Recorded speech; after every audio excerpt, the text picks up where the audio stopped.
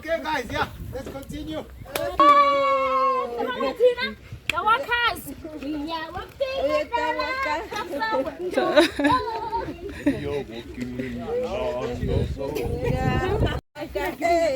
Samina mina sab kaleba.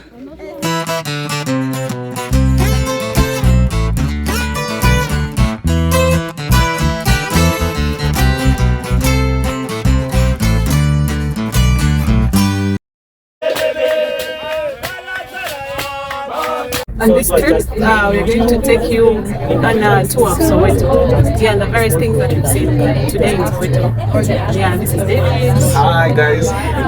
Today, Evelyn and myself, together with a team of other fellows, we went for a tour of Soweto, one of the biggest townships in Africa. And interesting enough, we've been told that the place has over 41 townships. And today specifically, we will be taking you guys through Orlando West, the heart of Soweto, where two Nobel Peace Prize winners actually lived. That is Nelson and Desmond, Archbishop Desmond Tutu. I think something else interesting about Soweto is the two famous football clubs. That is Orlando Pirates and Kiev Chiefs. And when these teams play, arguably it has been debated that it is the most watched match in Africa. So some interesting stuff about Soweto. Follow us. Follow through the video to the end and you'll see all this. Thank you. Please subscribe, like, and share. Thank you so much. Cheers. We started off our journey to Soweto through this beautiful city of Johannesburg. Do you all see that? Do you all see that? Yeah. I was fascinated. I was wowed. Wow. Do you see the roads? Yeah, and within no time we had reached Soweto. These small houses were hostels that housed about 6,000 women during colonial time.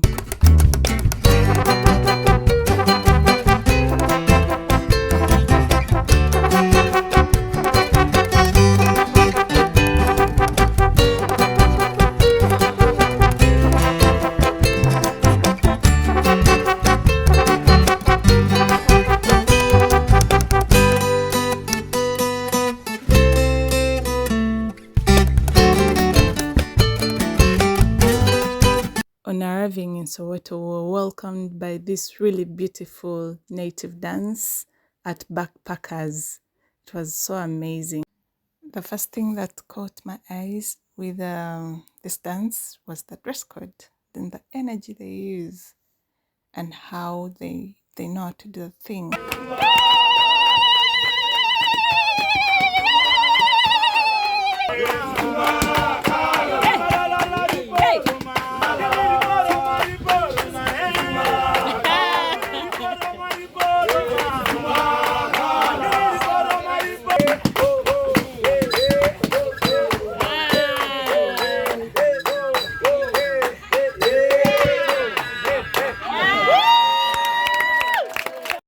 So it was time to eat. At the end of the dance, we had some rice, posho, chicken, vegetables, Irish potatoes to get some energy to trek Soweto.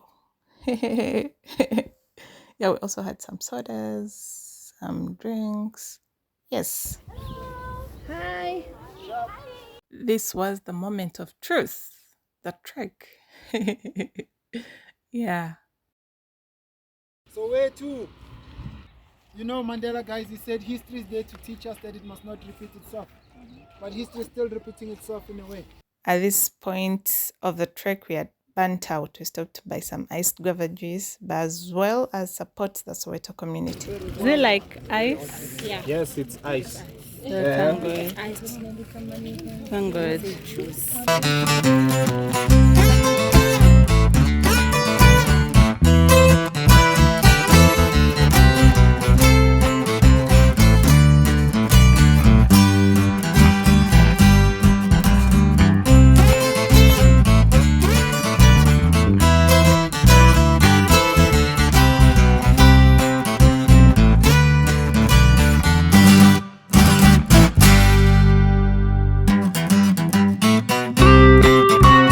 And so, we had reached the Hector Pieterson Square.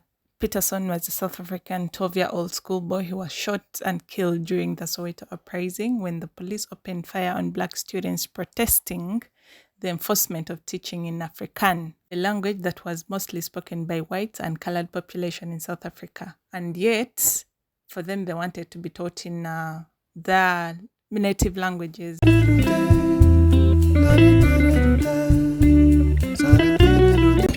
pictures, guys, that made it to the world news. The picture was taken by Sam Zima. He was a famous journalist. When he took the picture, he took out the film and the camera. He hid it in the sock. The police took his cameras, but the pictures were still safe. But now when he published these pictures, they were looking for him. They wanted to destroy the remaining evidence. So most of his life he was in hiding. So when these pictures were published, that's when sanctions started to come against the South African government. And they were forced to end apartheid, not because they had a change of heart, but because it was not economically sustainable because of the sanctions. So the young gentleman that they are carrying there, that's Hector Pieterson. The picture was taken as they were running up this road. There's a clinic when you go up, but sadly when they got there, they already passed away. So you'll notice the stones everywhere. That's the only weapon the students had against the barrel of the gun. The water as it flows down here represents the tears of the parents that lost their kids. As it flows through the canals, it represents the blood that was shed. You'll notice it flows all the way under the bridge. You know the saying that says it's all water under the bridge? Yes. It's all in the past. Let the stories be told. Let us learn to forgive, but at the same time, let us not forget. The water then reappears as a sign that we have forgotten. It was now time for us to leave the Hector Pieterson's museum or square and slope down to Mandela's house. So one group rode bicycles, the other took tuk-tuks. Those tiny yellow cars were as we footed down to Mandela's house. What have you liked about Soweto so far? There's so much in Soweto. Soweto has a rich history. The people are kind. Yeah. The food is great. And the town is really beautiful. And just getting to interact with the culture of South Africans, it's really something. It's mind-blowing. Yeah. Seeing the Hector Pieterson Square, it was really something. Getting into the museum and seeing and discovering the history that the people in South Africa share and why they call themselves the Rainbow Nation, then you really get to understand that when you visit Soweto.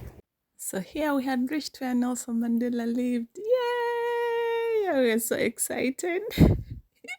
Yeah, the trek was really worth it. This place is now a tourist center. Yeah, it's right there. That was his home. So guys, we are done with touring around Soweto. Orlando West. Was it Orlando West? Yes, Orlando West. That's it's just one of the townships in Soweto. Yeah. So we got to do Orlando West, but there are so many other townships.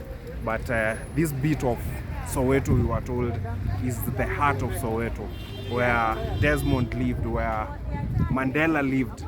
We are just concluding with Villa Kazi Street. Yeah. This is us. Welcome. They're right. We are done.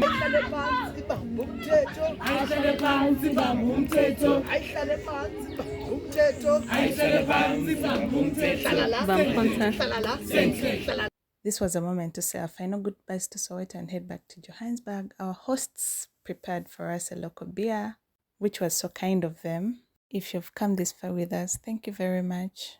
Please like, share, and subscribe. Now,